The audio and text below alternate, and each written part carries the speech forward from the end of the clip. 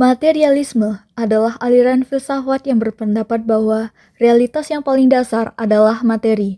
Segala sesuatu termasuk pikiran, kesadaran, dan nilai-nilai pada akhirnya dapat dijelaskan melalui proses material.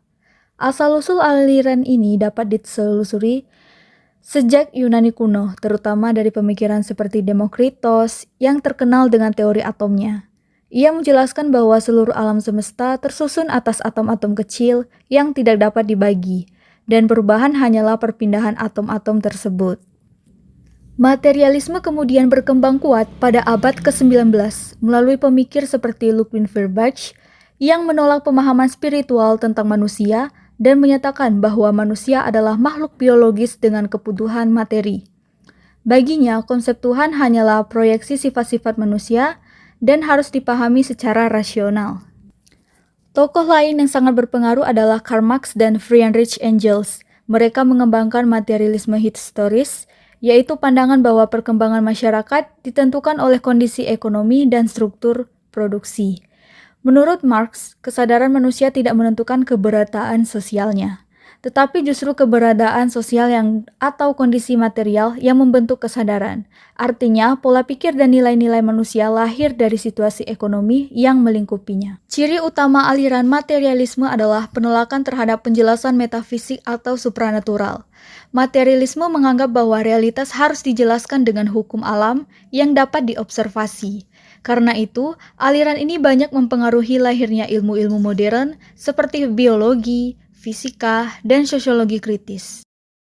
Dalam kehidupan masa kini, pengaruh materialisme terlihat pada cara kita memahami perilaku melalui faktor biologis, ekonomi, dan sosial. Misalnya, fenomena kemiskinan sering dijelaskan bukan karena nasib, tetapi karena struktur ekonomi yang tidak merata. Atau dalam ilmu neuropsikologi, pikiran manusia dipahami sebagai hasil proses kimia dalam otak.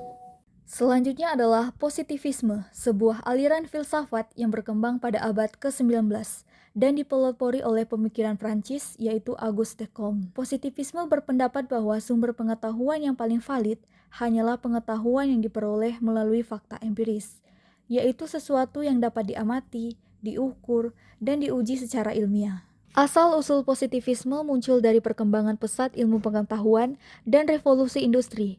Pada masa itu, Eropa sedang memasuki era modern, sehingga dibutuhkan cara baru untuk memahami masyarakat secara ilmiah. Auguste Comte kemudian merumuskan bahwa manusia melalui 3 tahap perkembangan pemikiran, yaitu tahap teologis, metafisis, dan akhirnya tahap positif atau ilmiah, di mana manusia tidak lagi bertanya mengapa, tetapi bagaimana sesuatu bekerja. Positivisme memiliki ciri khas penolakan terhadap metafisika.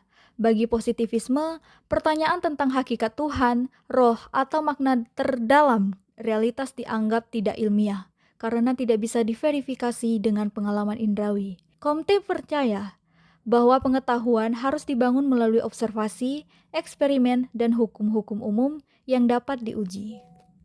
Positivisme juga menghasilkan cabang ilmu baru yaitu sosiologi, yang untuk pertama kalinya diposisikan sebagai ilmu ilmiah tentang masyarakat, dengan prinsip-prinsip seperti objektivitas, pengukuran, dan verifikasi.